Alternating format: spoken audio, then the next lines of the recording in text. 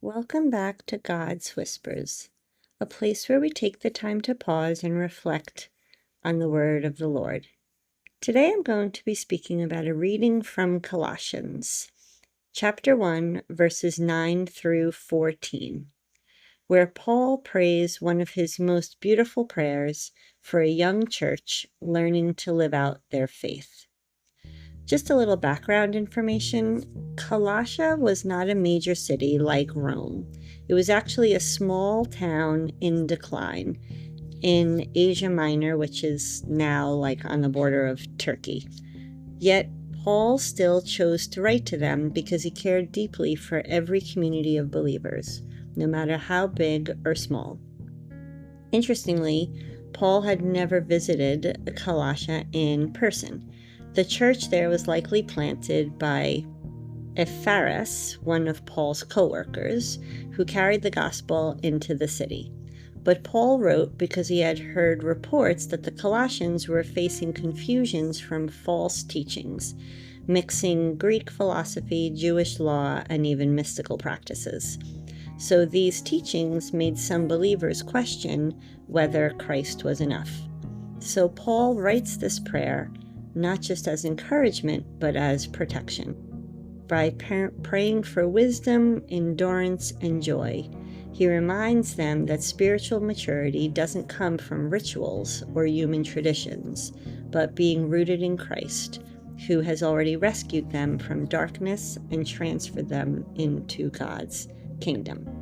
So the reading states, "Brothers and sisters, from the day we heard about you, we do not cease praying for you and asking that you may be filled with the knowledge of God's will through all spiritual wisdom and understanding, to walk in a manner worthy of the Lord, so as to be fully pleasing in every good work, bearing fruit and growing in the knowledge of God, strengthened with every power in accord with his glorious might, for all endurance and patience, with joy giving thanks to the Father, who has made you fit to share in the inheritance of the holy ones in light.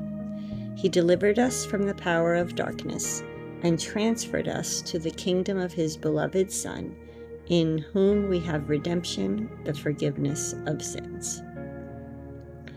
So this context shows us something pretty powerful. Paul didn't focus on tearing down every false idea one by one. Instead, he just pointed them back to the center, Christ himself. When life, culture, or even doubt pulls us in different directions, the question is the same today. Is Christ enough for me? So when we feel overlooked, unsure, or small, like maybe the people of Colossia may have felt, we can remember that God sees us. Paul reminds us that our strength doesn't depend on our size, our circumstance, or our resources, but God's glorious power working in us. So journal prompts for this passage would be, where in my life do I need to remember that Christ is enough? And how can I shift my prayers from asking for comfort to asking for wisdom and strength? And then finally, what false voices in today's world tempt me to look for fulfillment outside of Christ? I hope that this message was encouraging to you, and if you feel like others could use this encouragement, please pass it along to them.